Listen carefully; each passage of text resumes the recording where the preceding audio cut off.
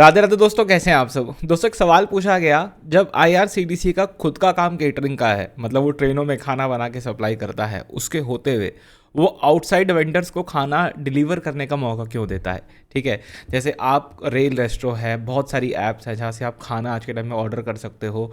जोमेटो से आप खाना ऑर्डर कर सकते हो ट्रेन में।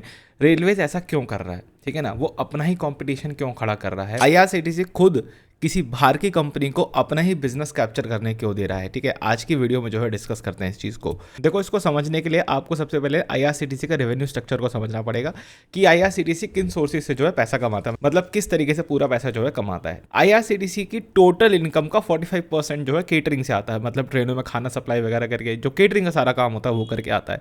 34.7% जो है वो टिकटिंग से कमाते हैं, 11.7% ये जो है टूरिज्म से कमाते हैं, और 8.5% रेवेन्यू हर साल का अपना जो है ये रेल नीर बेच के कमाते हैं। जो रेल नीर की बोतल आप खरीदते हो प्रीमियम ट्रेनों में मिलती है ना, वो उसकी बात कर रहा हूँ। ठीक है, अब ये रेवेन्यू के मामले में तो केटरिंग से 45% आ रहा है, तो प्रॉफिट में टिकटिंग का जो बिजनेस है, ठीक है, जो जिसमें आप कन्वीनियंस चार्ज पे करते हो, जो उससे 81% जो है प्रॉफिट आता है।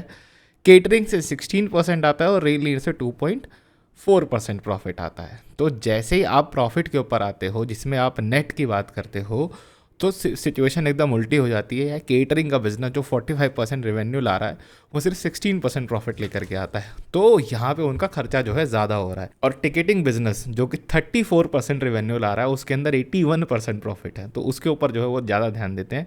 और केटरिंग के बिजनेस को यहाँ पे उनके पास ज़्यादा मार्जिन अवेलेबल नहीं है, तो बहुत ज़्यादा एक्सपैंड करने की बजाय, बहुत ज़्यादा मेहनत करने की बजाय, उन्होंने बाहर की कंपनीज को यहाँ पे जो है एक लाइसेंस देना शुरू करा कि हाँ ठीक है, आप आके खाना डिलीवर करो, लेकिन इस खाने को डिलीवर करने के लिए स्टेशन पे ऑनबोर्ड होने के लिए आपको एक फ़ीस देनी पड़ेगी, और वो फ़ीस काफ़ी मोटी फ़ीस होती है, कई लाखों के अंदर वो फीस होती है एक एक स्टेशन पे ऑनबोर्ड होने के लिए। जैसे मान लीजिए कोई XYZ कंपनी है, wants to deliver their food on Kanpur Central, तो उसको कुछ लाख रुपए एज अ लाइसेंसिंग फीस देनी पड़ेगी। फिर मान लो उस कंपनी को किसी और स्टेशन पे एक्सटेंड करना है, उसी सेम कंपनी को, मान लो उसे आगरा कैंट पे आना है, उसको दीनदयाल उपाध्याय पे आना है, उसको नई दिल्ली पे आना है, तो वो हर एक स्टेशन की जो है लाइसेंसिंग फीस उसको पे करेगा। ऐसे मान लो 4 एग्रीगेटर हो गए और वो मान लो 400 स्टेशन पे ऑपरेट करते हैं, तो आप समझ ही सकते हो।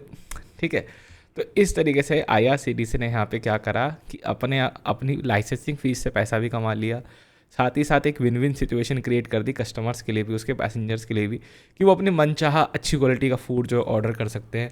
और यहाँ पे आप जो खाना मंगवाओगे उसके लिए आप और जो वो कंपनी डिलीवर कर रही है वो जिम्मेदार है, हम तो जिम्मेदार नहीं है, क्योंकि हमने तो बनाया नहीं है।